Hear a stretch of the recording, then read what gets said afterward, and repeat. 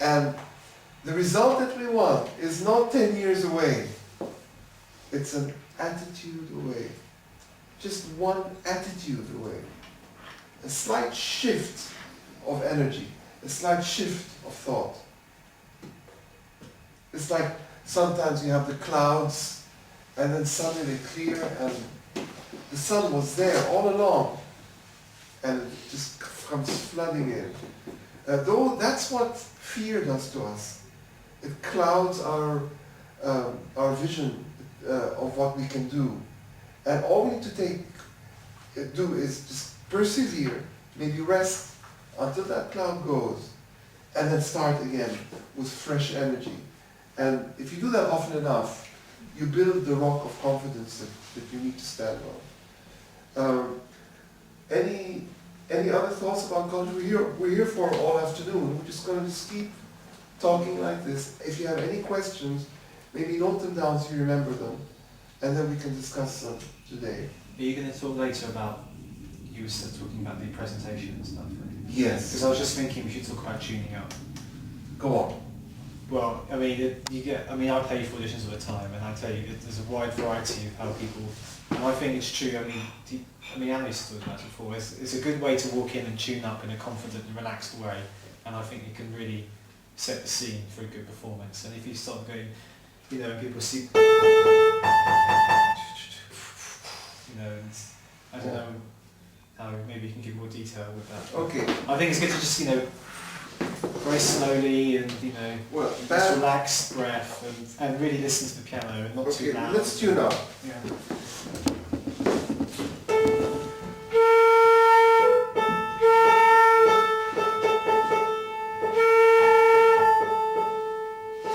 Yeah, don't ask the pianist.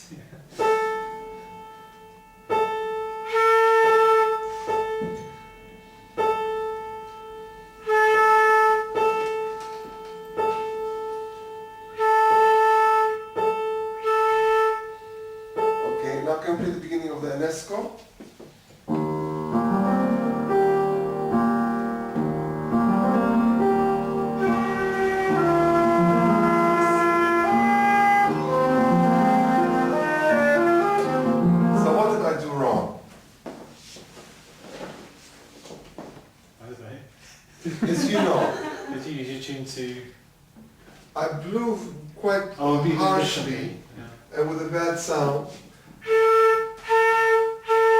But then when I came to play, I played. Well, that in itself would change the pitch.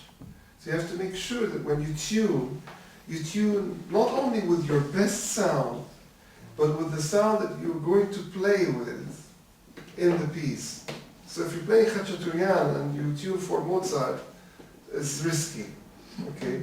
But then again, if you know what it takes to play Khachaturian and what it takes to play Mozart, then you know what to do. So it's not really the tuning. In fact, when I go give a concert, I don't tune. I go straight on and I play. But I've rehearsed before. In the situation of the pianos might be different, wildly different from the warm-up room to the audition room. Yes, and it's cold. Yeah. It's very cold. And the Trinity have to walk across the courtyard, so. So obviously in that situation you probably do need to tune up. But short, incisive, and with the best notes. And calm, I think, is that right? Also confident. Well, calm is good. The thing is, if you're going to play with strength, the likelihood is that you're going to be what? Flat or sharp? If you're going to play with strength, sharp. And if you're going to play something very, very quiet, you're likely to be flat. So you have to be aware of that. And put yourself somewhere in the middle. So with a bit of adjustment, you can go down into the note when you're playing strong. With a bit of adjustment, if you're playing very quietly, you can reach. But if you tune playing sharp and then flattening the flute, and then try to play with a delicate sound, you're going to be flat. Okay? So the other thing to note is that when the piano does this, it's a different pitch to the one that we does.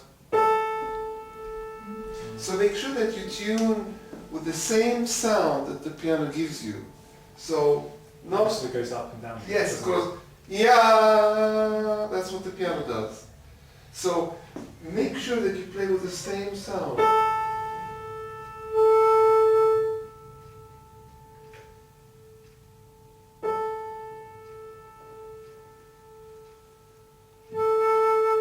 You imagine the sound before you play. You're tuning yourself more than the instrument. Okay, you're really winding yourself up to be in the place. Because quite often we're like, oh, I'm lost. I've just got off a train and I'm in a daze, and we pick up the flute and it's just completely out of focus. And we need to really be awake when we're tuning. Yes, that's what I was going to say. That the danger of being calm is that, you know, if you're too calm, Oh no. Yes. you know, so you've got to be careful. Yeah. You've got to know yourself, haven't you? You've got to know yourself. You've got to know whether you're going to go in and be frozen Yeah. Yes. by the nervous situation, because you've got to get your energy going and not be too calm. Do you know what I mean? You can Yeah. be calm in a sort of dead. Well, Yes. the reason I said that is I think Yeah. a lot of the time people are tuning up, they're not really listening, they're just Yes. going through the motions. Yeah. And I think it has to be a kind of concentration. Oh, absolutely. Yeah. Well, it's like when people talk about being relaxed as Yeah, opposed it's to a being double-edged floating. sword. Yeah. You know, you still need to be in a state of Awareness. deep intensity, Yeah. but it's also in tune with its surroundings Yes. somehow. Yeah. Can I add with some as well? Is that sometimes when students tune, in a situation like that, they're just startled. They know they're out of tune. They don't know if they're sharp or flat. Yeah. Just change something, and eventually it'll, you know, you'll discover. Oh, you know you're out of tune. Just change position of your head joint, and it'll give you some direction to go from, even Yes. if you're lost and you don't know where you are. Yeah. I've also noticed when people tune up that when they feel flat or sharp and they change something, they change by a lot. Like sometimes they change by 3 millimeters. That's a huge amount. A change for me is maybe 0.5 millimeter, 1 millimeter. And you're adjusting more yourself than the flute. But so don't over. Of course, if you're blowing, well then yeah, you're gonna have to do it by a lot. But quite often the changes are very small, unless for some reason you're completely shocked by the difference. That sometimes happens, and then you have to make a big adjustment. But most of the time, we don't need to do that. And all the pianos in the colleges will be in tune, Yeah. I think. For auditions they should be, because they're supposed to show off how good the facilities are. Yeah.